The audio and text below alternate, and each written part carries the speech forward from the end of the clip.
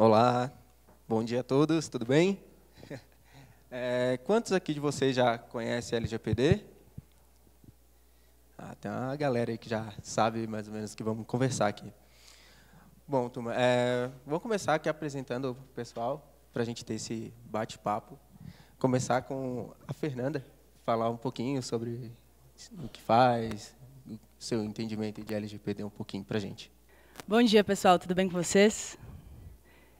Eu me chamo Fernanda, eu já vou terminar de me apresentar, mas para a gente se conhecer, eu queria fazer mais uma pergunta para vocês.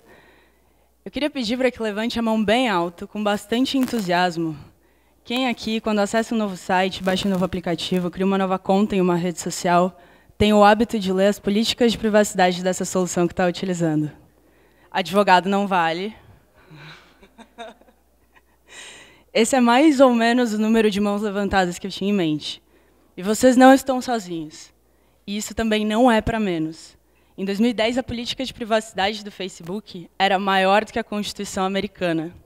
Um artigo estima que se um homem médio ler todas as políticas de privacidade das soluções que utiliza em um ano, o tempo médio de leitura é de 244 horas.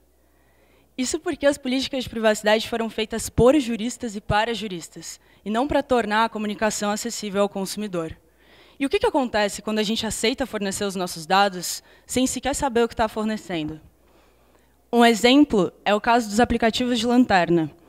As versões mais antigas dos celulares não vinham com a função lanterna embutida como padrão. Você precisaria baixar um aplicativo para ativar o flash da câmera. Quem aqui já baixou um aplicativo assim? Eu também já baixei. As políticas de privacidade da maior parte desses aplicativos diziam claramente que iremos coletar os seus dados de câmera, microfone e geolocalização para compartilhar com os nossos parceiros comerciais.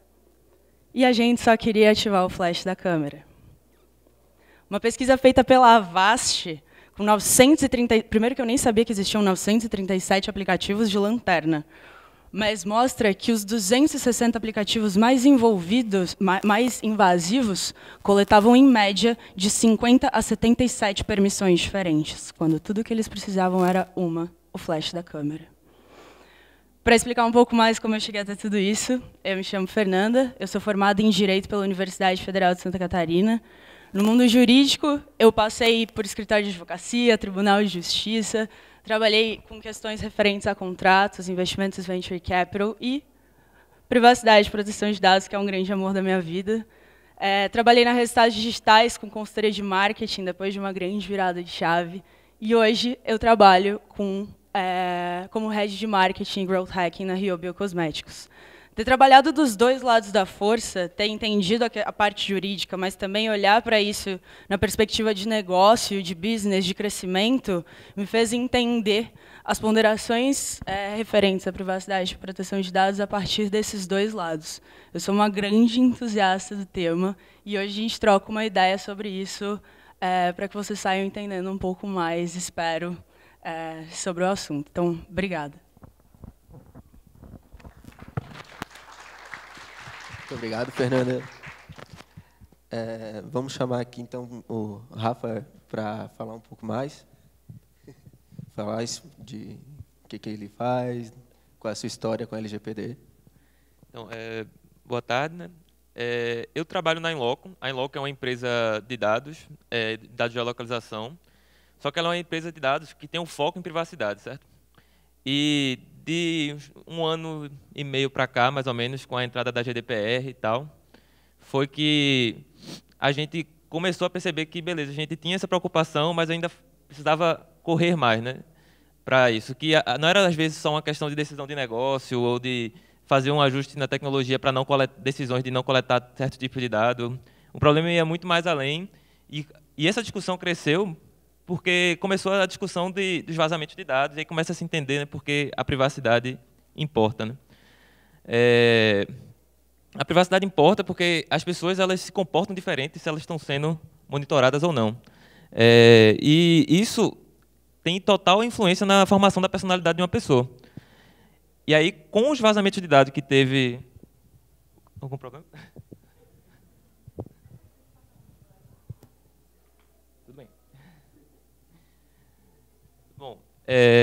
E aí você tem toda essa explicação de por que a privacidade vai importar. Os vazamentos de dados acontecem por toda a internet, seja no aplicativo, no celular, etc.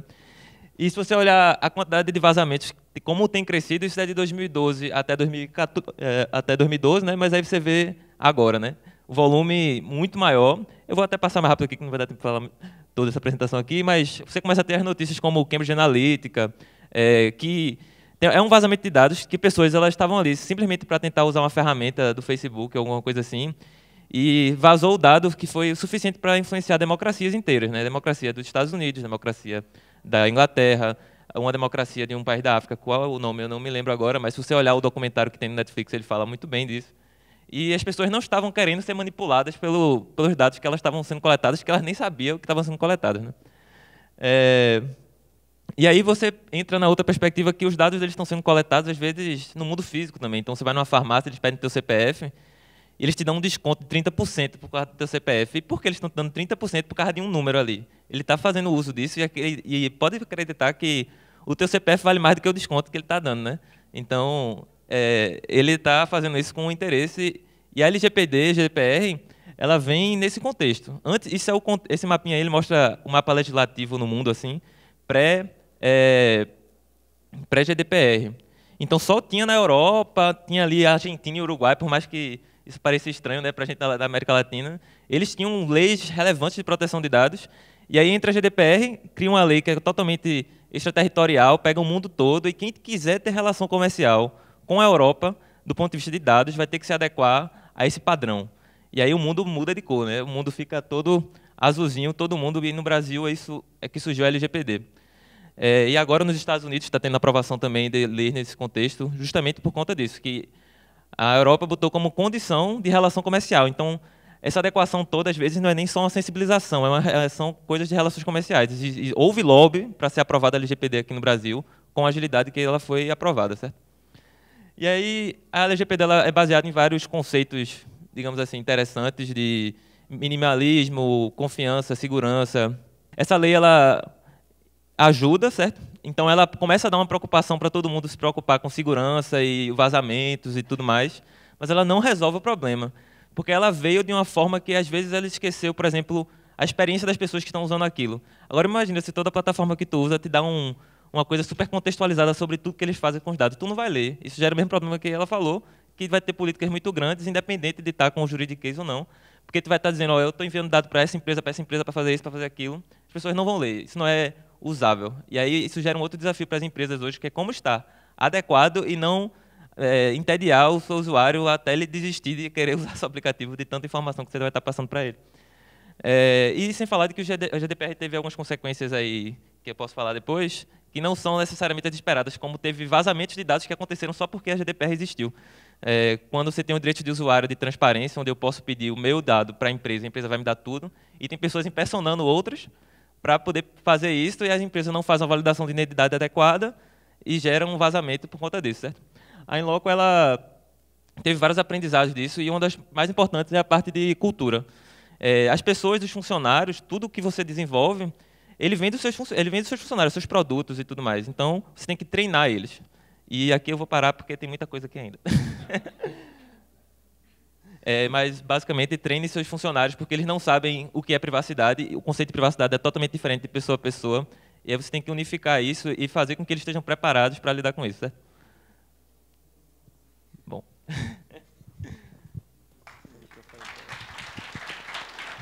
Pessoal, bom dia, tudo bem? Meu nome é Thiago, eu trabalho no Social Good Brasil há um pouquinho mais de um ano.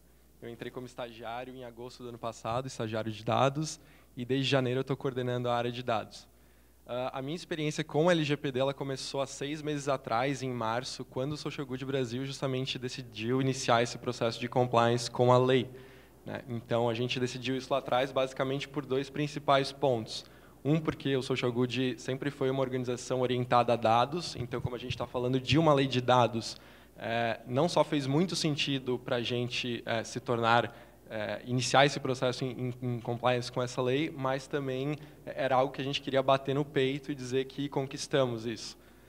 E o segundo ponto é porque, na época, também a gente conseguiu formar um grande time de amigos da SGB, de pessoas que eram especialistas na lei, né, e que nos auxiliaram a dar esse passo inicial em relação ao compliance da LGPD. Inclusive, é um prazer para mim hoje estar dividindo o palco com uma dessas pessoas, que foi a Fernanda, foi a nossa mentora durante todo esse processo. E, bom, queria trazer um pouquinho para vocês também sobre a visão de quem está implementando a lei agora, assim, né?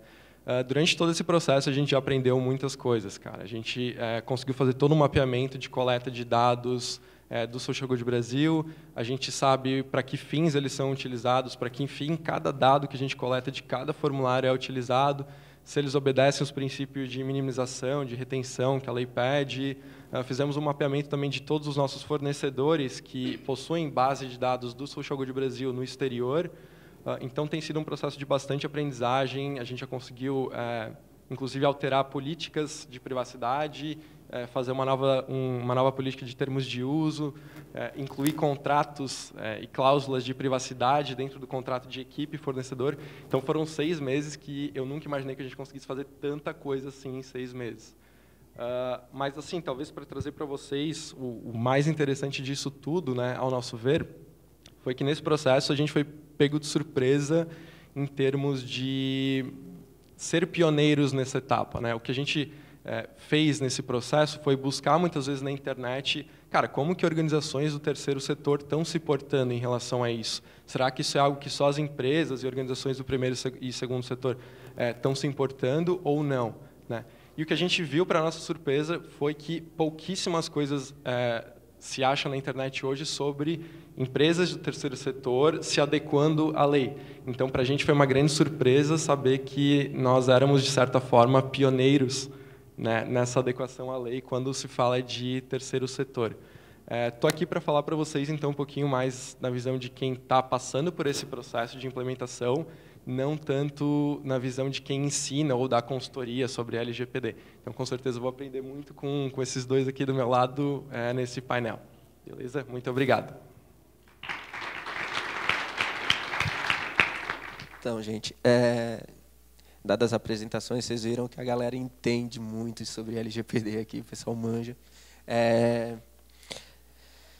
Então, eu gostaria de trazer aqui um pouquinho sobre para que a gente precisa, né, o porquê da LGPD nas nossas vidas, no dia a dia, explicar um pouco, trazer isso um pouco para o pessoal, para a gente discutir, né?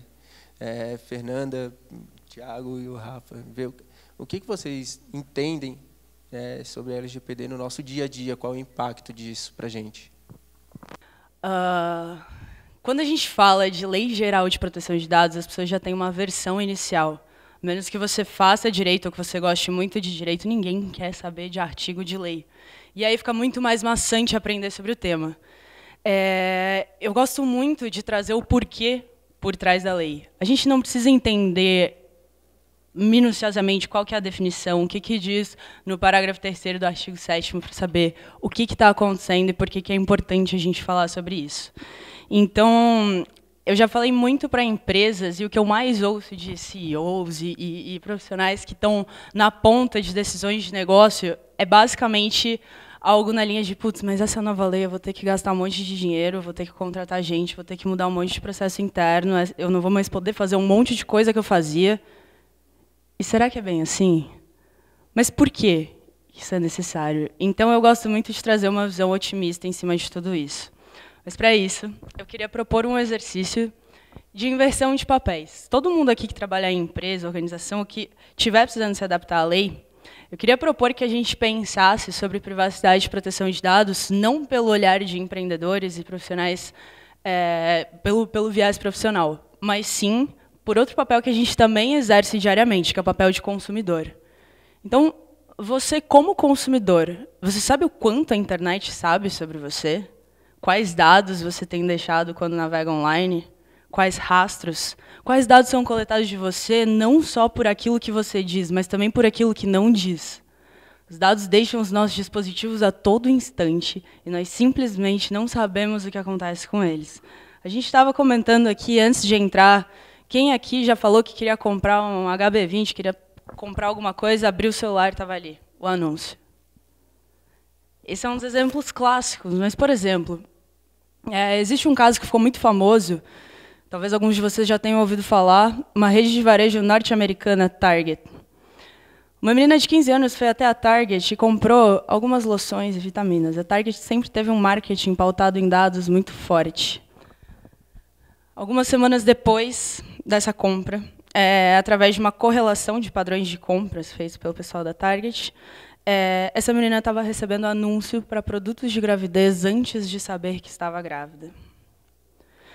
Então, a nossa geração, milênio, geração Z, que nasceu na era da tecnologia, eu já ouvi de muita gente, mas assim, eu gosto de receber anúncio personalizado com tênis na promoção que eu já queria comprar. Sim, isso não vai mudar e não precisa acabar. Mas qual que é o limite de tudo isso? Né? Onde entra, onde extrapola a linha ética, certo? Um outro exemplo que eu trouxe para o pessoal antes, foi inventado nas prisões norte-americanas, há um tempo atrás, um algoritmo que calculava automaticamente a pena. Quando eu fazia direito, eu odiava fazer cálculo de pena. Eu sou de humanas. E aí, desenvolveram esse algoritmo para calcular a pena através da ficha cadastral. Depois de um tempo, o algoritmo, enfim, aprende sozinho. E as pessoas negras começaram a ter penas mais altas que as pessoas de pele clara, porque naquela prisão especificamente havia uma incidência maior de negros e o algoritmo entendeu, enfim, que pessoas de pele negra têm maior propensão a cometer crimes e por isso começaram a receber penas mais altas. No dia que eu ouvi esse estudo de caso, em uma sala de aula, uma colega levantou a mão e falou a seguinte frase: algoritmos são os nossos preconceitos transcritos em números.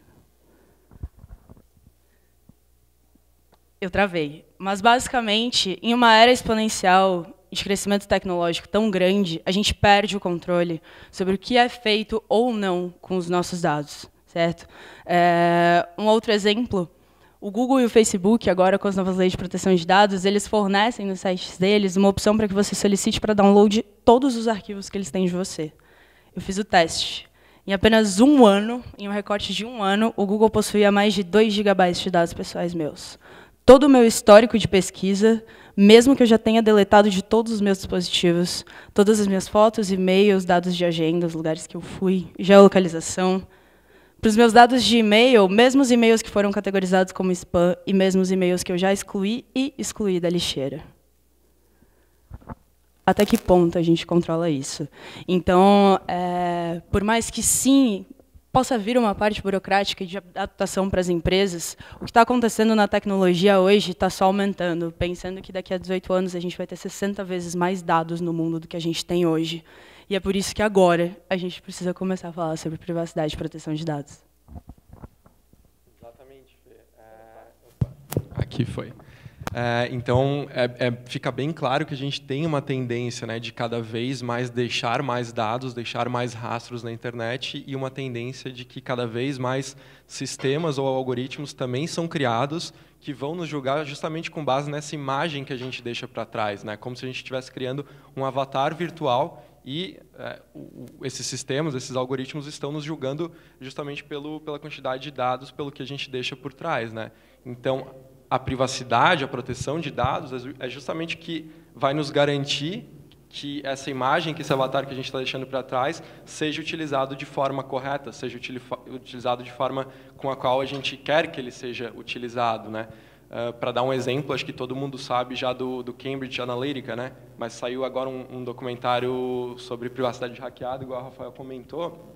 Então, na visão do eleitor americano, ele estava só preenchendo um teste de personalidade. Ele nunca imaginou que aquilo fosse, na verdade, utilizado para persuadi-lo, né, em relação a que presidente que ele iria votar, né? E é claro que se um presidente X ou um presidente Y é eleito, isso muda a vida de muitas pessoas. Então, falar sobre privacidade de dados é importante, sim, porque se isso for feito de uma maneira errada, se isso for feito de uma maneira que viole a nossa privacidade de dados, a gente tem chance de ser impactado de maneira muito grande, né? Acho que é isso. Adicionando um pouco, como ele falou, estendendo o que ele falou da parte do Cambridge Analytica, quando a privacidade ela começa a influenciar tantas pessoas que ela acabou influenciando a sociedade inteira, ela está influenciando a democracia nesse caso, né? O que por si só já é uma coisa extremamente preocupante. De forma geral, o impacto que isso vai ter, eu acho que vai ser transparência. As pessoas vão ter que ter, as empresas vão ter que ter muito mais transparência sobre o que elas estão fazendo, tá? Mas o ser humano é um bicho esperto danado. Ele vai aprender a lidar com isso muito rápido. E as empresas estão se desenvolvendo tecnologias para facilitar as adequações e assim sucessivamente. Então, as empresas elas vão sentir no primeiro momento, né, o momento de adequação inicial, que o custo agora está sendo alto, porque, primeiro, não existe material para se estudar muito sobre isso, né? Então, vai das pessoas que estão quebrando a cara primeiro e tentando fazer. Mas a ideia é que, com o passar do tempo, isso se torne natural, porque, enfim, conhecimento se constrói em cima de mais conhecimento, e à medida que as pessoas vão aprendendo a fazer as coisas da maneira correta, isso vai sendo passado e transmitido, e as outras pessoas vão conseguir assimilar isso mais fácil. Então, tem um processo de transição, e esse processo vai ser realmente doloroso. Está sendo para a maioria das empresas, e custoso também. Você tem ideia, a GDPR ela teve um impacto na Europa que foi uma redução do investimento nas empresas de dados. Isso foi uma redução significativa, mas em compensação, não na mesma proporção, mas em compensação as empresas que tinham relação com privacidade, os investimentos cresceram bastante. Então tem várias relações associadas a isso. Eu gostaria de entrar num assunto aqui que o Rafa trouxe para a gente, que a Fernanda também trouxe agora, quanto até que ponto as empresas vão poder utilizar os nossos dados, entrando naquele seu exemplo da farmácia, porque não é só a farmácia, né? Se a gente for ver, hoje a gente tem clubes de fidelidades em supermercados, que eles fazem isso. Aí eu perguntaria como que funciona nesse caso a questão do consenso, né? O consenso implícito, como que a pessoa está autorizando o uso desses dados, né? Que hoje a LGPD ele exige que seja apresentado para a pessoa, para que vai ser utilizado aquelas informações, como será o tratamento, né? Como que vai ser feito isso nesses casos de hoje que a gente tem de farmácias, supermercados, né? Trazer essa temática que eu acredito que todos aqui devam passar por isso em algum momento da sua vida.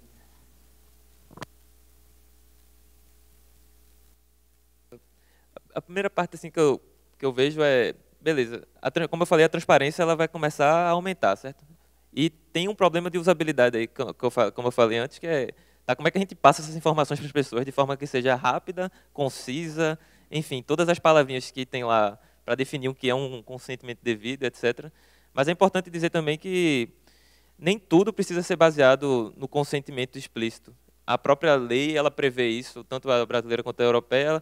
Ela prevê outras bases de tratamento de dados, assim, de forma que a polícia precisou fazer isso para proteger a vida de alguém. Isso está previsto, a polícia não precisa estar pedindo o seu consentimento para lhe proteger de alguma maneira, certo? É claro que cria-se linhas tênues aí de o que é isso, se isso realmente foi proteção ou não. Enfim, tem os direitos de saúde, então se você está caído no chão, o médico vai poder acessar suas informações cadastrais e vai poder lhe tratar. Então, isso também está previsto.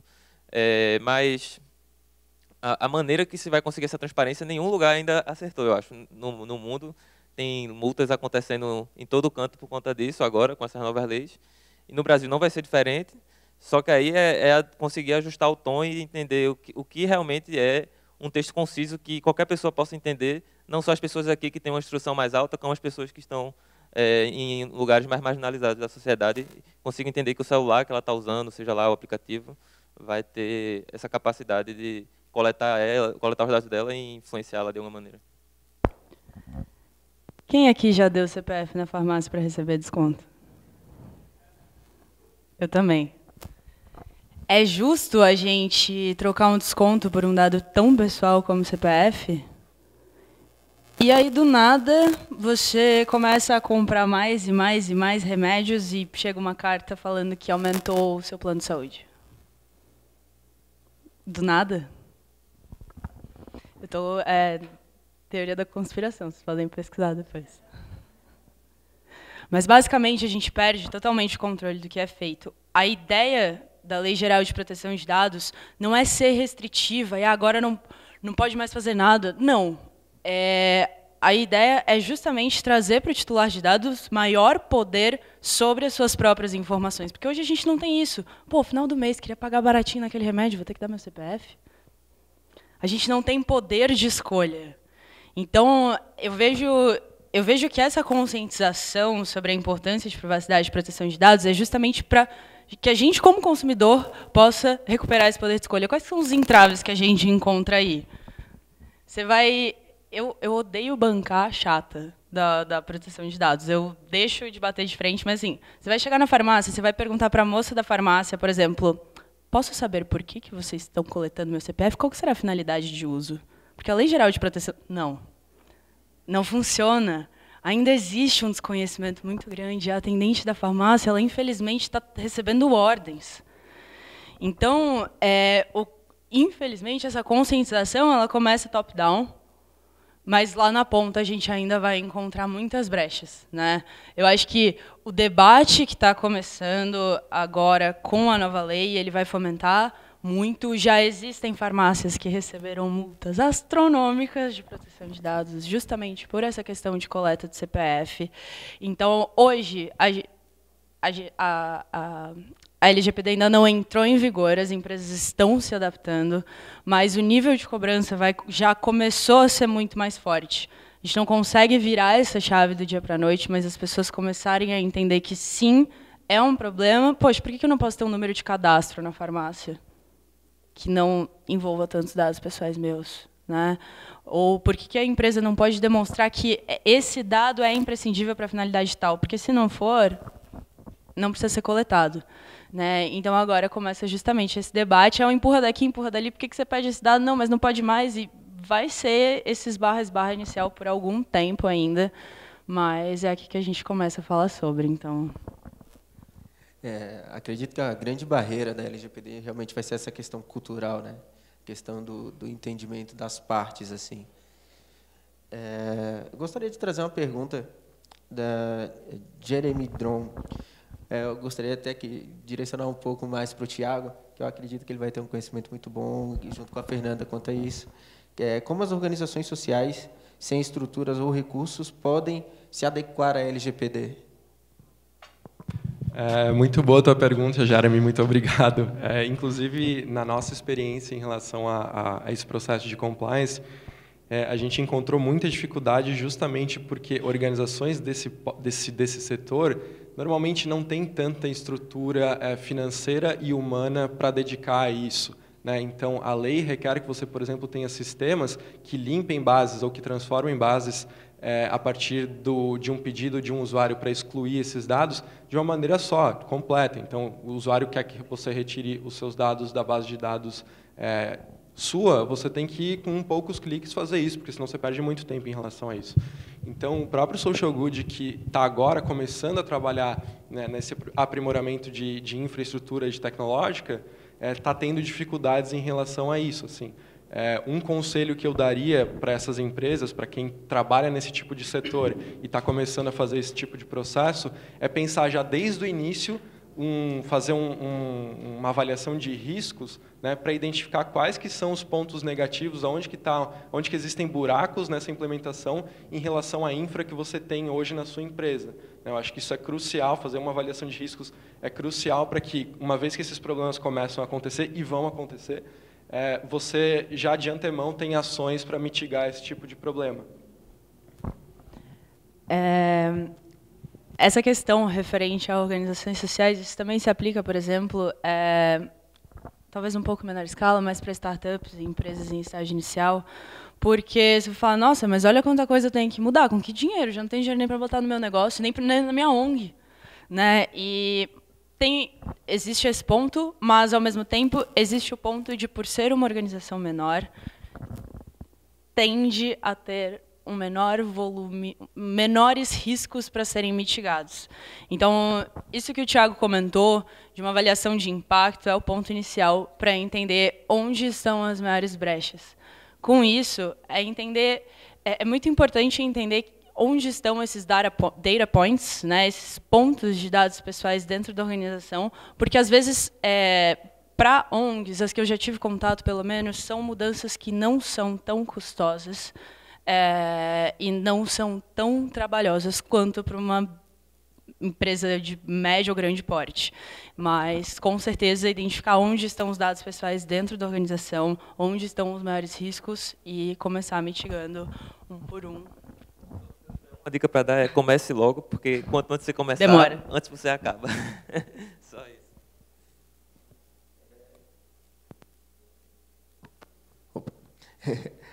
Aproveitando essa questão que você falou agora da questão da categorização dos dados dentro das empresas, como é que vocês entendem isso? Eu me pergunto isso até quanto empreendedor também, porque eu me preocupo muito com a questão de, cara, se a minha base de dados, né, tiver desorganizada, desestruturada, as pessoas me solicitarem, cara, eu preciso que tirem os meus dados daí, como é que a gente vai fazer? Como é que a gente vai tratar isso, os prazos que temos para atender tudo isso? Acho que são alguns pontos relevantes, assim, que eu acho que seria legal que a LGPD traz, e a gente trazer isso também para discutir. Legal. Eu acho que nem só pelo viés de empresa, mas pelo viés consumidor também, de as pessoas começarem a tomar consciência de que com a LGPD, a qualquer tempo, as pessoas têm direito de solicitar. Sabe quando vocês começam a receber umas ligações e vocês falam, meu, é da cadeia, de onde veio esse número? Ou aquele e-mail marketing que você nunca se inscreveu e chega toda semana. A partir de agora, o consumidor tem direito de, a qualquer tempo, chegar para as empresas e solicitar, eu quero acesso a todas as informações que vocês têm de mim, onde é que vocês conseguiram, eu quero que vocês apaguem tudo, eu quero que vocês apaguem essa, eu quero que vocês alterem determinadas informações. Esse é um direito que vocês têm a partir de agora para as empresas. E olhando do ponto de vista empresa, existe todo um processo por trás para ter uma mínima estrutura para atender isso, né? Aqui a gente entra em, desde já, tem um termo que chama Privacy by Design, que ele é muito mais voltado para produto em si, mas é como pensar em privacidade desde a concepção de algo, né? Então, aqui, a gente pensa, putz, se eu tenho parte dos dados dos meus clientes numa planilha, outro na ferramenta de marketing, outro lá na ferramenta de vendas, quando alguém solicitar um dado, vai ter que levantar a casa inteira e vai ficar aquele empurra para entregar para a pessoa um documento final. Então, existem essas amarras e alguns processos internos que precisam ser estruturados para atender isso de forma minimamente viável. Aí você pensa, nossa, mas agora o que eu vou ter que fazer? Eu vou ter que contratar ferramentas que integram entre si, ou eu vou ter que... Quando a gente para pensar, isso força as empresas a arrumarem a casa e é algo extremamente positivo. Existe a analogia do guarda-roupa. O guarda-roupa está extremamente bagunçado, você vai tentar pegar uma peça de roupa, você não acha. Quem trabalha com dados, quem trabalha com ciência de dados, sabe que é exatamente a mesma coisa. Se você tem dados que estão desestruturados, bagunçados, desordenados, você não consegue extrair os insights e as análises mais efetivas que você pode fazer, como se eles estivessem todos organizados. E acho que um outro ponto muito importante para trazer, dentro dessa questão de organização de dados, é um dos pontos que a lei traz, que é a minimização na coleta. Sabe quando você só quer baixar um e-book e ele pergunta quantos funcionários tem na sua empresa? Qual o seu celular? E-mail? Quando você pensa em comprar um carro? Daqui a 3 anos? Ele pergunta toda a sua vida para você acessar o material. O princípio da minimização no uso da coleta de dados vem justamente para mitigar isso, dizendo que você só pode solicitar para o consumidor um dado se aquilo fizer parte do seu processo comercial. Então, se eu sou um e-commerce e eu nunca vou ligar para o cliente, o celular dele é um dado que eu nunca deveria ter armazenado na minha base. Então, além de a gente coletar menos, eu digo viés empresa, além de minimizar a coleta de dados, é importante que esses dados estejam organizados para atender minimamente o que o mercado vai pedir a partir de agora. Só para complementar, Lázuli, parece muita informação, mas só para dizer também que existem ferramentas já prontas, né, processos já prontos, que é como se fosse um passo a passo mesmo, um roadmap, onde você, seguindo esses passos, você consegue fazer todas essas mudanças que a Fê falou, de minimização e tal, de uma forma bem organizada, bem tranquila. Então, assim, às vezes parece muita informação, meu Deus, vou ter que arrumar a casa, mas existem processos para facilitar a vida de todo mundo em relação a isso. Um pouco de experiência prática lá na Inloco, a gente tem ciência de que tudo que a gente faz, a gente não precisa saber quem é a pessoa, né? E isso foi uma coisa que a gente adotou desde o começo. Então, a gente não precisava de CPF, a gente precisava de telefone, a gente não precisava de número, assim, e-mail, nada. Aparecia algumas oportunidades de negócio que às vezes falavam, ó, pega isso que a gente faz. Não, a gente decidiu não coletar, e isso foi uma decisão que ajudou a gente muito na hora de ficar de compliance. Tipo, a gente agora tem um processo que é muito mais simples do que se a gente tivesse coletado essas coisas todas. Sem falar que agora, assim, a Inloco está com um espaço suficiente para isso, a gente criou um time de pesquisa e desenvolvimento, e aí são para empresas que têm um pouco mais de estrutura, sobre como a gente consegue tratar esses dados de forma anônima, com anonimização de verdade, não anonimização, digamos assim, como às vezes sai por aí, que você só... Que nem teve o vazamento do Netflix, que o pessoal disse que fez a base, disse que anonimizou, e um pouco tempo depois a galera cruzou essa base com outra. Para inglês ver. Aí acabou que voltou a pessoa original, né? Mas, enfim, esses processos, é sempre importante você pensar que o minimalismo é importante de... O que você precisa? Você precisa saber a religião de alguém para ela ser seu cliente? Você precisa disso? Não. Você precisa saber a orientação sexual dela? Não. Você precisa saber o CPF, você precisa saber e-mail, você só precisa saber o mínimo que você precisa para entregar. Mas isso gera um pouco o outro problema, que é um problema de exploratório de dados, né? Se você, às vezes, você está tentando construir uma solução nova e você precisa de um dado novo, você não sabe ainda exatamente como você vai usar, mas você está tentando, e aí isso gera o problema do ovo da galinha. Sem o dado, eu não consigo ter a finalidade às vezes, e sem a finalidade eu não posso ter o dado. E aí você tem que tentar adotar algumas estratégias até de transparência com o usuário. A gente está tentando desenvolver um negócio novo, uma funcionalidade nova, que tem com o propósito de aumentar a sua segurança, aumentar, enfim, seja lá qual for o grupo de finalidade que você estiver tratando, para chegar para o usuário e conseguir coletar esse dado dele. Então, tem alguns pontos que você tem que ter cuidado também. Aí, o problema do ovo da galinha, ele acaba atingindo bastante gente. Show. Para finalizar, acho que o nosso painel, que a gente já deve estar com um tempo bem curtinho, a questão que eu acho também bem importante e relevante, que é quanto às informações que as empresas têm por direito de manter, por mais que a pessoa solicite que seja excluído, por exemplo, dependendo do caso, a empresa precisa das minhas informações para uma prestação de contas fiscais, sabe, esses tipos de informação. A empresa também deve informar isso para o usuário, como de que forma é feito esse tratamento,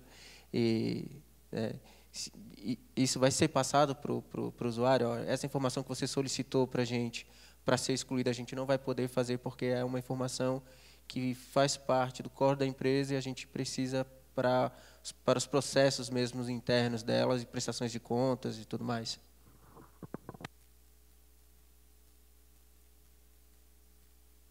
Muito claro disso algumas obrigações legais que a pessoa tem. A gente está falando muito aqui de dado de cliente, dado do consumidor, mas o dado do RH da empresa também é um dado que está sob a jurisdição da LGPD.